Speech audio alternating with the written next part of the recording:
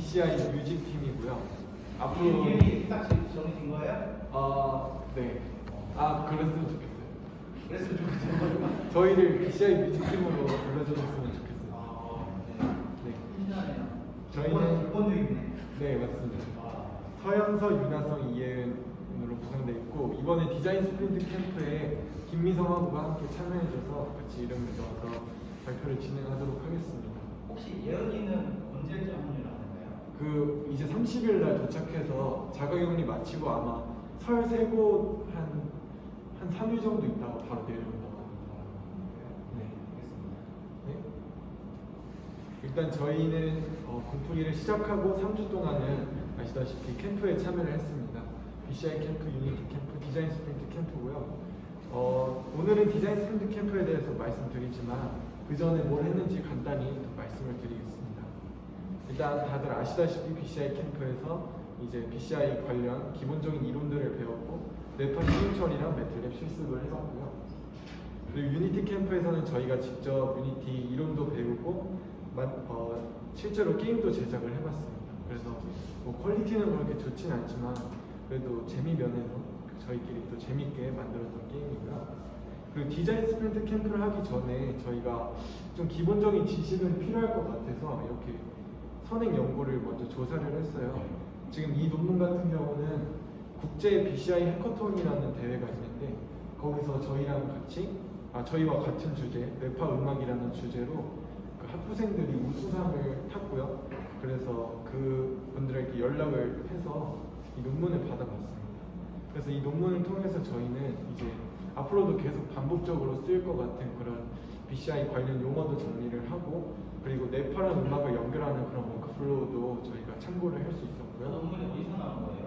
이게 이제 한국에서 한 BCI 컨퍼런스? 국제 그 BCI 해커톤 장소를 모르죠? 네, 아마 이번 20년도에 했던 건데 그게 온라인으로 진행됐다고 합니다.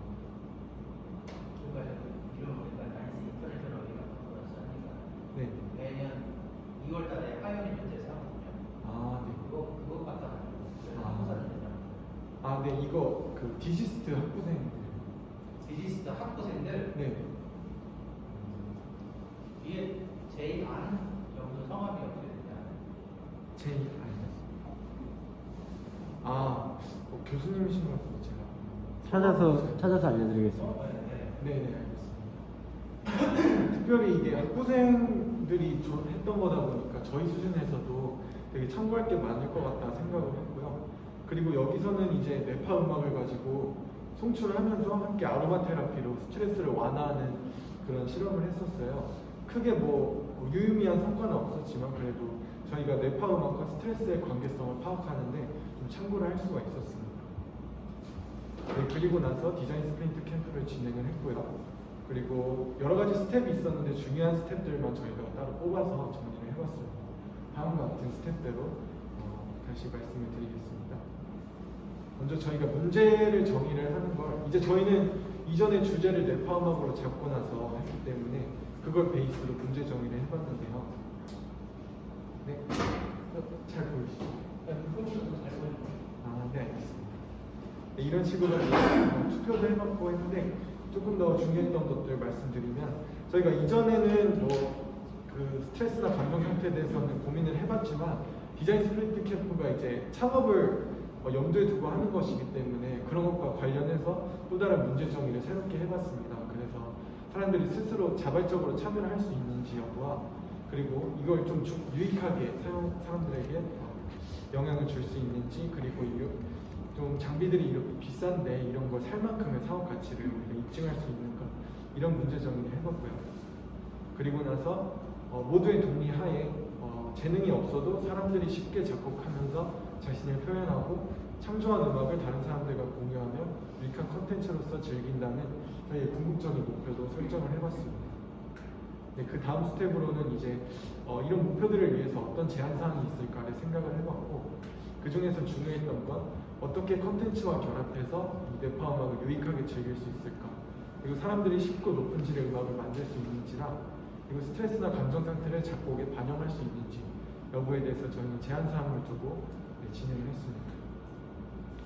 그리고 나서는 이제 각자가 이런 아이디어를 조금 더 구체화하면서 스케치를 다음과 같이 했고요. 각자가 했던 거를 투표도 하고 중요했던 아이디어에는 이렇게 스티커도 붙이면서 조금 더 구체화를 했습니다. 그렇게 해서 총 8페이지의 스토리보드를 만들었고요. 이것 같은 경우는 아주 구체적으로 어떻게 사용자가 유입이 되고 어떻게 프로그램을 할 것인지 그리고 사용자 앞에 보여지는 것들 모두 고려해서 구체적으로 만들어진 스토리보드고요. 이걸 토대로 프로토타입을 진행을 했습니다. 네, 그 스토리보드를 이제 글로 설명을 드리면 광고를 통해서 저희 상품 사이트에 기획을 하고 그리고 그 사이트 안에서 저희 서비스에 대해서 정보를 얻고 그 다음에 저희 장비가 비싸기 때문에 체험존이라는 간접적인 수단을 마련해서 프로그램을 먼저 체험하고 구매 여부를 결정하도록 제공을 했고요. 그리고 나서 프로그램을 시작하는데 저희 같은 경우에는 이 두 가지 모드로 서비스를 제공을 했습니다. 첫 번째는 가상현실 심리치료인데요. 뇌파를 분석하는 걸 보여주고 그 다음에 가상현실 맵을 선택할 수 있게 합니다. 그래서 그 가상현실에서 주어진 자연환경들을 조금 더 몰입감 있게 체험을 하면서 뇌파 음악을 듣고 나한테 몰입을 하면서 그 스트레스를 조절할 수 있는 경험을 제공하고자 했습니다.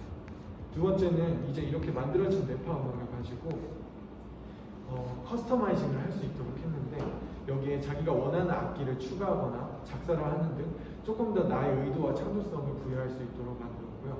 그리고 음원 추출을 하고 또 사람들과 공유할 수 있도록 이런 식의 기능을 제공을 했는데 음원 추출 같은 경우에는 저번에 교수님도 말씀하셨지만 이런 뇌파 음악을 사고팔고 할 수 있을까 이런 질문에서 조금 더 그런 활용이 가능하도록 음원 추출의 기능을 이용했습니다. 네, 그래서 프로토타이핑을 진행을 했는데 저희가 가상현실을 염두에 두다 보니까 당장은 개발을 못했고요. 대신에 이렇게 검은색 판넬을 설치를 해서 조금 더 몰입감 있는 환경을 구성했고 그리고 옆에는 저희 웹사이트를 이제 가상으로 제작을 해서 사람들이 이걸 보고서 저희에 대한 정보를 얻을 수 있도록 만들었습니다. 그래서 간단히 프로토타입의 화면들을 보여드리면 이런 식으로 구현이 됐고요. 네, 이렇게 맵을 선택할 수 있고 맵을 선택하면 저희가 원래는 유니티로 제작을 하려고 했는데 좀 어렵다 보니까 영상으로 이제 가상현실의 자연환경들을 구성을 했습니다.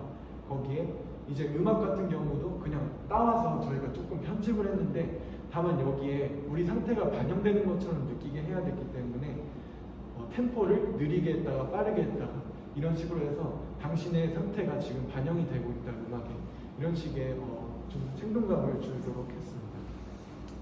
네, 그리고 이렇게 악기를 추가하면서 UI를 구성을 했었고요. 프로토타입은 원하시면은 제가 뭐 나중이나 지금이라도 실행하는 걸 보여드릴 수 있고 지금은 일단 넘어가도록 하겠습니다. 네, 그 다음에 유저 피드백을 받아봤습니다. 지금 보시는 피드백들은 좀 반복적으로 나오는 그런 피드백 패턴들을 저희가 분석을 해서 중요한 것들만 뽑아서 나열을 했습니다. 그 중에서 긍정적이었던 부분은 아이디어랑 컨셉이 명확했다. 그리고 실제로 스트레스 완화 효과가 느껴졌다. 그리고 UI가 알기 쉽게 편했다. 그리고 VR로 구현하면 더 완성도가 높을 것 같다. 그리고 뇌파로 작곡하는 경험이 흥미로웠다인데 그 중에서도 이제 투자자분들도 그렇고 모두가 입을 모아서 얘기했던 건 실제로 스트레스 완화가 되는 것 같이 느껴졌다는 점입니다. 네, 그리고 나서 부정적인 피드백도 있었습니다. 이게 실제로 스트레스가 감소하는가 검증이 필요하다. 그리고 디자인 보완이 필요할 것 같고 그리고 장비가 비싸다 보니까 집에서 쓸 일은 없을 것 같아요. 그리고 무엇보다도 중요한 게 이익 창출이 어렵다인데요. 저희가 이거 같은 경우에는 한마디로 그냥 설명을 하자면 아이디어도 좋고 저희 뭐 유용성과 효과도 좋지만 돈을 내고 사용하진 않을 것 같다라는 부분이 가장 큰 한계였습니다. 저희가 따로 설문조사도 진행을 했었는데 총 19명의 유저들에게 설문을 받아봤고 사용성 면에서 긍정적인 평가를 받았고요. 그리고 유익성과 만족도에서도 대체로 긍정적인 평가를 받았습니다. 이렇게 해서 적어도 저희가 이거를 사업적으로는 하기가 조금 한계가 있지만 그래도 우리 아이디어나 우리가 하려는 거에는 사람들이 많이 공감하고 있다라고 저희는 해석을 했습니다. 네, 아이디어가 변화가 됐습니다. 캠프 이전에는 아시다시피 먼저 음향화를 하고 이걸 기반으로 작곡한 다음에 그 다음 스텝으로 이제 스트레스를 조절할 수 있도록 어플리케이션을 만드는 것인데요. 이제 스프린트 캠프 초기에는 저희가 창업을 해야 하다 보니까 조금 더 다양한 방법으로 이걸 사용하는 걸 생각해봤습니다. 그래서 뭐 리듬 게임을 만들거나 아니면 메타버스 상에서 음악을 작곡하는 방, 아니면 심리 치유하는 방, 이렇게 여러 방을 나눠서 뭐 조금 더 사용자의 흥미를 높일 수 있게 만들었고, 그리고 뇌파 음악을 합주할 수 있게 또 이런 프로그램을 구상을 해봤는데, 결국 아까 보셨던 그런 일련의 과정을 통해서 마지막에는 뇌파 음악을 활용해서 가상현실 심리치유 컨텐츠를 만들자라는 게 최종적으로 정해졌고, 이렇게 프로토타입과 유저 테스트까지 진행됐습니다. 말씀드렸듯이 핵심은 이제 스트레스 상태가 음악에 반영이 되는 부분과, 그리고 음악을 커스터마이징해서 음원 파일로 추출하는 그 두 가지가 핵심이 되겠습니다. 저희가 스프린트 캠프를 통해서 좋았던 점은 이제 뇌파 음악을 우리가 구체적으로 어떻게 사용할지 그 적용점에 대해서 생각을 해볼 수 있었다는 것과, 그리고 사람들의 피드백을 빠르게 받아봄으로써 이제 우리의 기술이 유용한가, 그리고 사업 가치가 있는가를 판단해 볼 수 있었고, 프로토타이핑을 해보면서 이제 아이디어를 구체화하고 실제로 이제 개발을 하는데 발판을 마련했다는 점입니다. 그러나 아쉬웠던 점은 비즈니스 모델에 대한 이해가 부족했다는 점인데, 사실은 이건 저희가 조금 더 시작에서부터 핀트가 어긋났다고 객관적으로 평가를 하고 있습니다. 왜냐하면 저희는 사실 발표했듯이 사람들의 생각을 들어볼 수 있을까라는 그런 호기심에서부터 시작을 했는데, 뭐 피드백에서도 들어봤지만 저희가 사람들의 니즈나 아니면 이거를 어떻게 수익 구조를 만들고 이 시장이 어떻게 활성화가 되어 있는지에 대한 이해가 전혀 없었기 때문에 이런 비즈니스라는 프레임을 보고 저희 주제를 봤을 때는 조금 그런 한계가 있지 않았나 싶습니다. 그리고 연구와 창업 사이에서 애매한 스탠스를 저희가 가졌었는데요. 이게 저희가 뇌파를 측정하는 장비부터가 너무 비싸고, 사실 연구적으로는 이런 걸 할 수는 있지만 이걸 창업으로 한다고 했을 때 저희 아이디어가 그렇게 사업 가치가 있는 아이디어는 아니었다라고 생각이 들고요. 그러면서 다시 되돌아온 질문은, 그러면 어떻게 뇌파 음악을 다시 유용하게 사용할 수 있을까라는 점입니다. 이 점에서 이제 저희가 아이디어 보완이 필요했었는데, 실제로 이제 디자인 스프린트 캠프가 끝나고 이번 주였죠. 이번 주에 아이디어 보완을 시도해봤고, 그리고 관련 논문 스터디를 시작을 하게 됐습니다. 아이디어 보완은 음악치료 전문가와 면담도 해보고요. 그리고 NFT 시장과 관련해서 조사를 했는데, 이 부분은 뒤에서 조금 더 자세히 말씀드리겠습니다. 저희가 앞서서 그 캠프에서도 그랬지만 심리 치료와 관련해서 컨텐츠를 만들고자 했기 때문에 좀 전문가의 이론적 근거가 필요하다라는 점이 있었고요. 그리고 저희가 저번 발표에서도 말씀을 드렸는데 한 가지 가정을 했잖아요. 우리가 알지 못하는 내면의 상태를 인식을 했을 때 사람들에게 조절 능력이 생길 것이다라는 그런 가정이 실제로 전문가에게도 터무니없게 들리는 말은 아닐까라는 의구심을 가지고 면담을 진행을 해봤습니다. 일단은 전문가는 이제 조성아 음악치료 전문가님, 그리고 지금 상담 코칭센터의 센터장이신데요.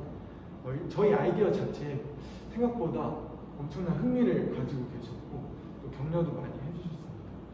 그리고 저희가 센터장님이세요? 네? 우리 학교 센터장님이세요? 아니요. 그 연세 본음이라고 그냥 타 기관 센터장님이신데 저희 학교에 강사로 오셨던 분이거든요.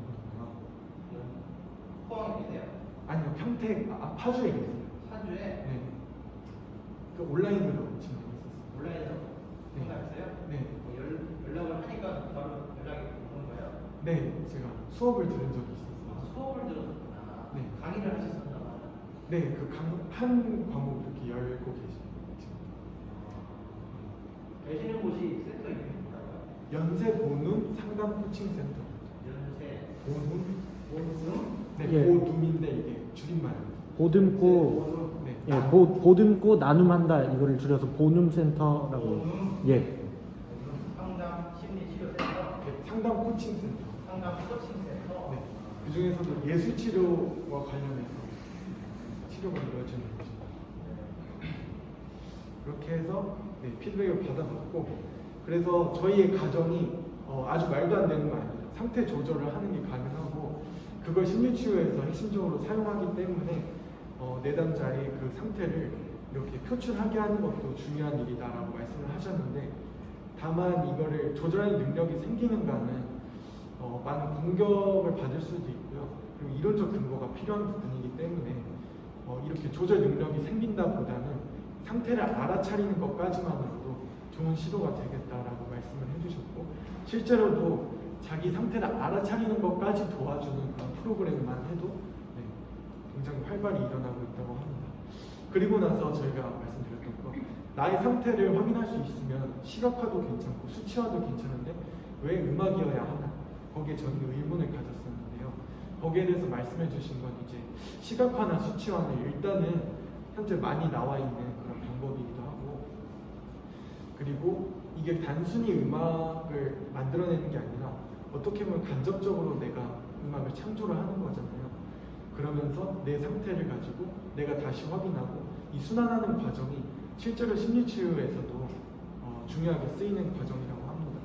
그래서 저희는 저희의 뇌파 음악의 실용성에 대한 명분을 얻을 수가 있었고요. 그리고 마지막으로는 음악이 명상의 중요한 도구인데, 저희가 VR로 그런 명상 도구를 개발하면서 뇌파 음악을 사용하는 게 괜찮은 아이디어다라고 저희는 생각할 수 있었습니다.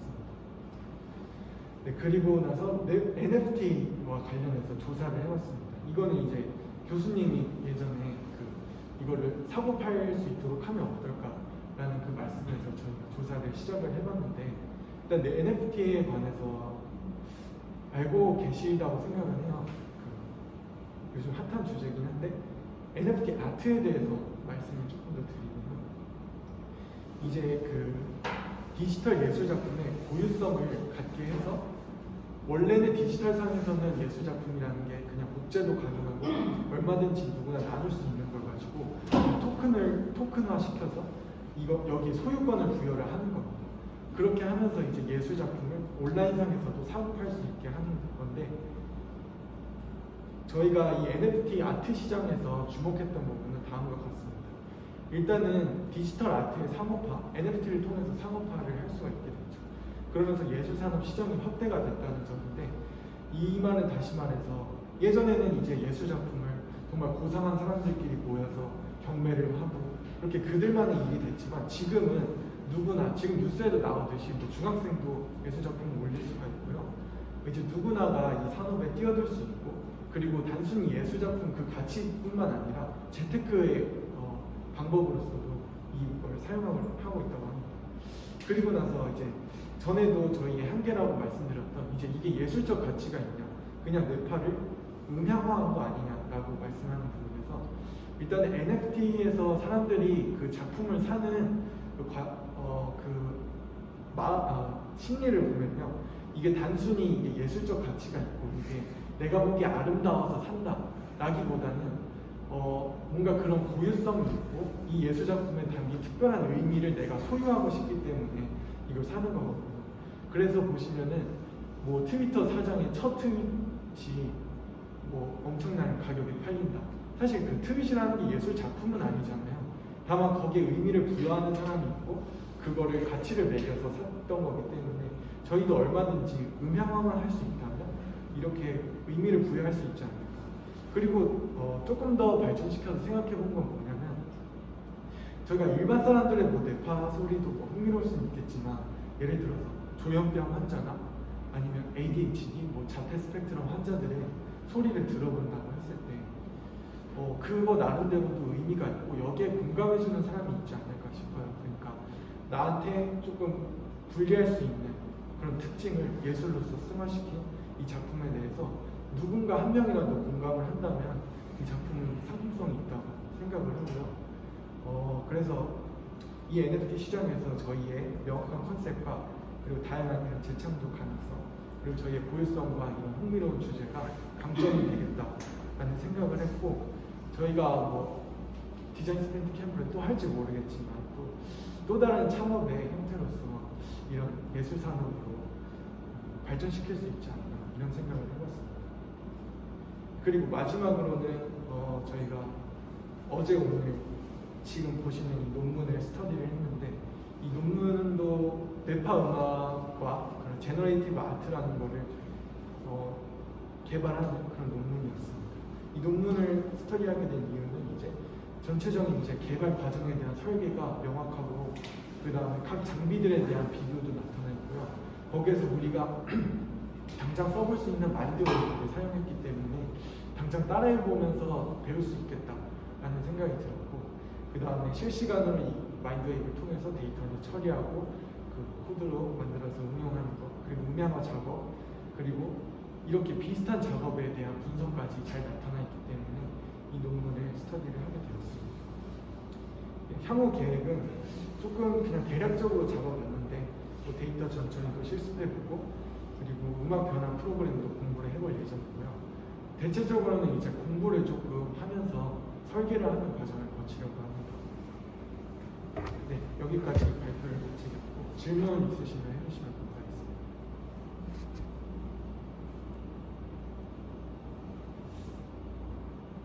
자유롭게 질문에 의견을 주세요. 네. 나만 얘기하는 시간은 아니니까.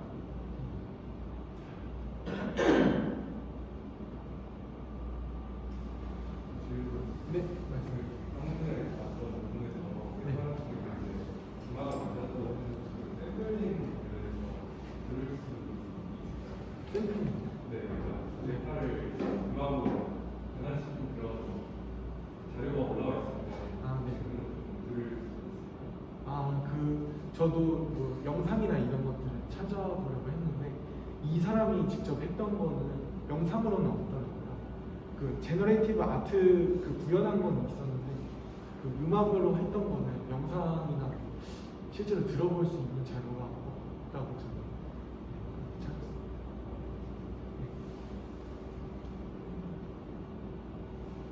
네. 음악에 뭐 발라드도 있고 막 얘기들 이런 게 있는데 그런 얘기에서 그냥 발라드 단장을 해가지고 근데 그것도 저희가 하기 나름인데 이게 사실은 음악이라고 말하기가 애매해요. 음악은 말씀하셨듯이 그런 장르도 있고 네, 뭐 기승전결 이런 뭐 구성도 있겠죠. 근데 저희는 그냥 어떻게 보면 실시간으로 이 데이터를 음향화한다고 생각을 하시면 됩니다. 그러니까 초점을 맞추기 나름인데 일단은 그냥 데이터를 음향화하는 데 초점을 맞출 예정이고 거기에 좀 더 우리의 의도를 입힌다면 장르도 정할 수가 있을 거고 뭐 악기도 정할 수가 있을 거고 그런 식이 될 것 같고요. 만약에 감이 좀 안 오신다 이러시면 괜찮은 샘플들이 있거든요. 그런 것도 보여드릴 수 있습니다. 아니면 드라이브에 올리거나 해서 좀 공유를 하도록 하겠습니다.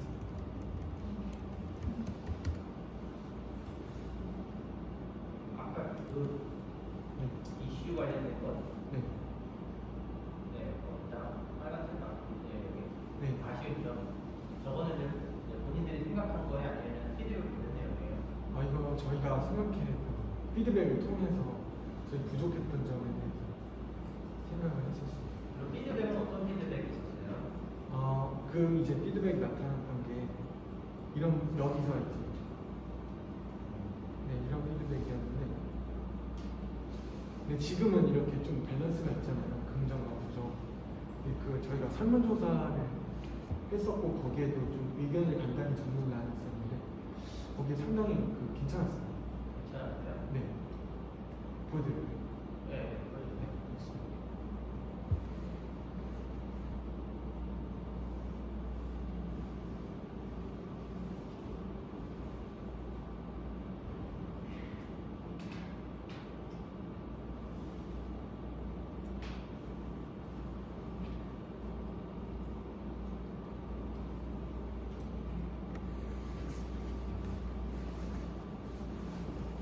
여기 이제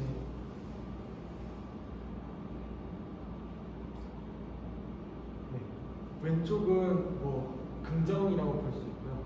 오른쪽은 좀 개선을 필요로 하는 부분들이라고 할 수 있는데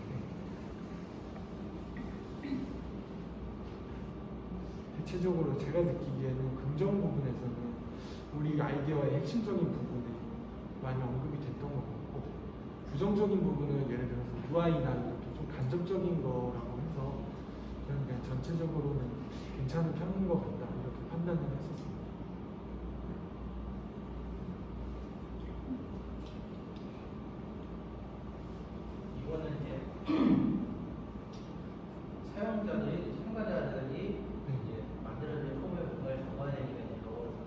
네. 아마 이제 주어진 정보를 기준으로 스트레스가 얘기를 했으니까 아마 그것에 대해서 있는지 없는지 모르지만 있을 것 같다라고 네. 선의의 말을 쓸 수도 있을 것 같아요. 네. 이제 전반적인 해능 과정을 이제 모니터링을 했잖아. 네. 정성적으로 평가할 때는 좀 이제 이거는 말씀하셨듯이 질문이 정해져 있는데 그 자유롭게 또 얘기도 하고 뭐 반응도 이렇게 영상을 찍어서 보긴 했거든요. 봤을 때도 일단은 신기하잖아요. 그러니까 신기하다는 반응이 많았고 그것 때문에 좀 다른 반응들이 묻혔는지도 모르겠어요. 근데 뭐 신기하고 뭐 흥미롭다 이런 반응 그리고 또 진짜로 스트레스가 괜찮아지는 것 같은데 좀 의아해하면서도 어느 정도 동의하는 부분도 있었고요. 그러면서 그래도 다 얘기를 했던 건 이걸 돈을 내고 쓰지 않을 거고 뭐 체험 토니를 만들었다고도 했는데 굳이 방문하지 않을 거 그러니까 이런 생각들이 지배적이었던 것 같아요. 교수님은 어떻게 지금은 가장 이제 완전한 프로덕트가 나오는 거를 계기라고 보면은 구체성 측면에서는 한 40% 정도까지 있는 것같다는 생각이 들어요. 네. 이걸 조금 더 내로우 다운하고 구체화시키는 작업이 있어야 될 것 같고 네. 그렇게 이제 구체화된 모델을 가지고서 넥스트 캠프에 참여를 하는 게 당연히 타겟팅을 해야 되고 네. 이번에 여러 캠프를 하면서 많은 지식을 섭취를 했을 텐데 네. 다 소화하는 데는 한계도 분명히 있을 거예요. 맞습니다. 근데 아까 전에 다시 그 아쉬운 점 볼까요? 네. 요청적인 작게 해달라고 네. 실제로 스트레스 감소하는 게 굉장히 필요하고 네. 저 부분을 강조를 하려면 저것에 대한 연구는 필요하다는 거죠. 네. 디자인은 나중에 업데이트가 돼야 되는 거고 네. 장비 구입의 어려움 장비 관련해서는 나는 조금 다른 인식이 좀 있어요. 네. 어렵지 않다. 왜냐하면은 애플 와치 다 사잖아요. 네. 그리고 에어컨을 다 하고 그리고 이 귀를 완전히 감싸는 이제 헤드폰, 헤드셋도 하잖아요. 몇 개 은근히 많이 나왔더라고. 헤드셋 형태인데 뇌파를 측정할 수 있는 그런 정도의 달린 프로덕트가 하나 한 군데와 같은 노력을 그때 여러분을 모르나 거기만 해도 몇 개 업체가 확 있더라고요. 어쩌면은 L삼성에서도 조만간에 나올 수 있어요. 혹은 뭐 이어버즈나 아니면 에어팟에도 금속 부분이 들어가 있긴 하잖아요. 뒷부분에 이제 충전하는 거죠. 물론 무선 충전하는 부분은 필요 없고 근데 금속 부분이 아마 들어갈 수도 있습니다. 여기도 애플워치도 금속이 들어가 있거든.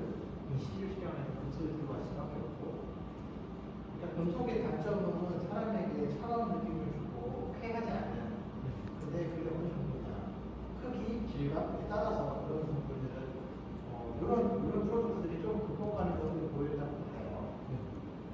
겨울에도 샤워는 다니잖아. 이따가 추워 이렇게 느끼진 않잖아요. 차가운 느낌이 그래서 기술적으로 힘들 것 같고 생각보다 장비는 사람들이 괜찮다 하면은 전적으로 하는 시대인 것 같다는 생각이 들어요. 그리고 핸드폰 100만 원 넘는 제품이 오래됐는데 이렇게까지 이제 다목적의 기능은 아니라 하더라도 헤드셋 형태로 나온 녀석들은 뇌파만이 주는 아니었던 것 같아요. 음악을 비교해주거나 핸드폰에만 연동해서 무슨 라이드를 주거나 영상용으로 들어갈 수 있고 그때 이제 뇌파 신호를 이용해야 됩니다. 그래서 장비는 쓸만한 쪽으로 가면은 충분히 괜찮을 것 같다는 거고요. 아마 타겟팅을 해야 될 것 같아요. VR 안에서 들어가서 하는가. 그러면 장비가 이제 무시드레스 같은 이런 것들이 필요한 장비가 될 것 같아요. 근데 정말 이제 너희들이 1년 딱 끝났을 때, 자 이제 우리가 만들어서 해봐. 라이트하게 딱 해줄 수 있는 뭔가를 만들면 누가 이루어져?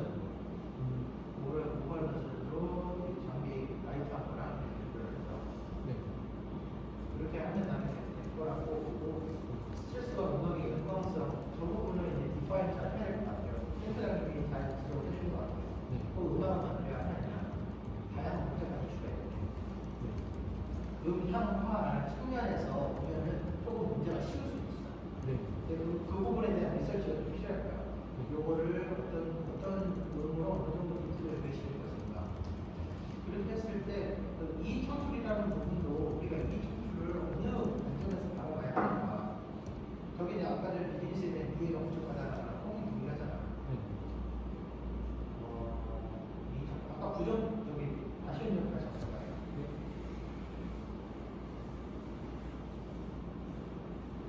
비즈니스 모델에 대한 공개부터 그리고 창업사의 애매한 스탠스 어떻게 랩과 음악을 유용하게 사용할 것인가 기술이라는 부분을 유용해야 되는 것은 맞기는 한데 기술을 이용해서 비즈니스화 시킬 때 꼭 유용해야 될 것인가는 나는 퀘스천이 있어요. 물론 이제 공학자로서는 실용적인 기술을 만들어야지 이런 모티베이션은 있긴 하지만 이모티콘이 유용한가? 얼마나 유용한가? 사람을 신고를 하나? 그러지는 않잖아요. 그리고 커뮤니케이션을 할 때 텍스트 대신에 빨리 나를 표현할 수 있는 그런 부분도 또 아까 전에 말했던 NFT에서의 어떤 아트들은 유용한가? 좀 더 고전적으로 피카소의 그림이 유용한가?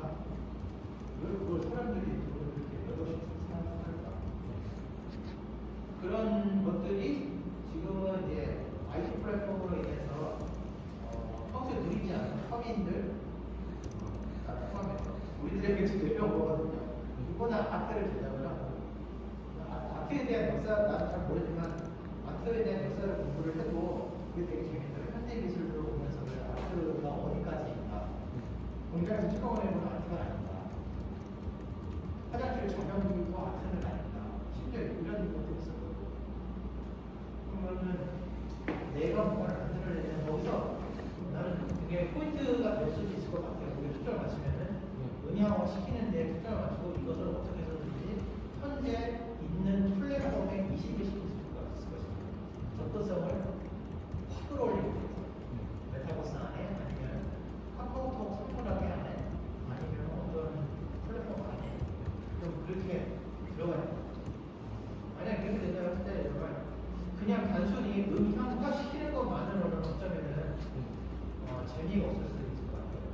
결국에는 그것에 대한 가치를 부여를 하는 것은 흔히 제작자의 몫이 될 것 같거든. 가령 이런 게 있을 것 같다는 생각이 들었어요. 내가 문제로서 시각화도 되고 음향화도 됐어. 그냥 넌 플레이해. 뭐야, 도대체 이해를 못하겠어. 그런 것보다는 여기에 이제 여러 가지